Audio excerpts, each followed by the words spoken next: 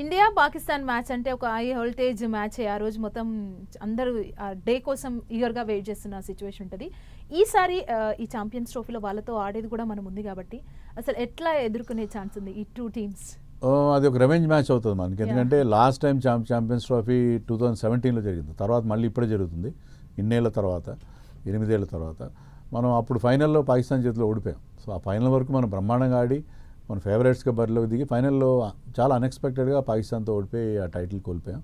So ఆ గాయం ఇప్పటికి కూడా పచ్చిగా ఉంది మన ప్లేయర్స్ అందరికీ. చాలామంది ఇప్పుడు బుమ్రాతో సహా చాలామంది ప్లేయర్స్ అప్పుడు ఆడిన ప్లేయర్స్ ఉన్నారు.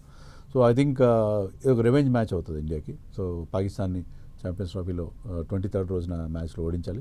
యూజువల్గా ఏంటంటే ఐసీసీ టోర్నమెంట్స్లో మనం పాకిస్తాన్ మీద ఎప్పుడు గెలుస్తూనే ఉంటాం. చాలా రేర్గా మనం ఓడిపోయిన సందర్భాల్లో, ముఖ్యంగా వన్డే ఫార్మాట్లో మనం ఐ థింక్ ఐసీసీ టోర్నమెంట్లో నాకు తెలిసైతే ఎప్పుడు ఓడిపోలేదు వన్డే ఫార్మాట్లో వాళ్ళ చేతిలో, ఆ ఛాంపియన్స్ ట్రోఫీ ఫైనల్ మినహాయిస్తే. So I think India will definitely start as favourites. ఎప్పుడు కూడా ఐసీసీ టోర్నమెంట్లో, వరల్డ్ కప్లో అయితే మనం వరుసగా ప్రతిసారి వాళ్ళని ఓడించడం అనేది చాలా రెగ్యులర్ ఫీచర్ అయిపోయింది. సో అట్లీస్ట్ ఛాంపియన్స్ ట్రోఫీలో కూడా అదే రకమైన result. Even man to man చూసుకున్నా కూడా వాళ్ళకంటే మన టీం చాలా చాలా స్ట్రాంగ్గా ఉంది.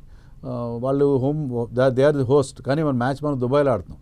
మనకి ఇండియాకి ఉండే ఒక అడ్వాంటేజ్ ఏంటంటే India will be playing all their matches in Dubai.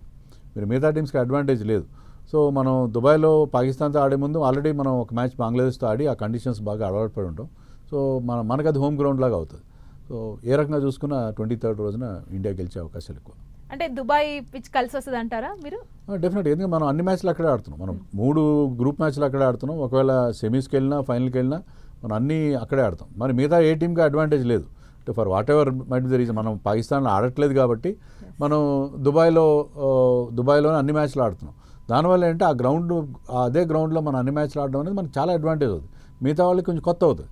So same గ్రౌండ్లో playing all the matches in the same ground, ఏదో హోమ్ గ్రౌండ్ లాగా అయిపోతుంది మరి. So that is a great advantage for India.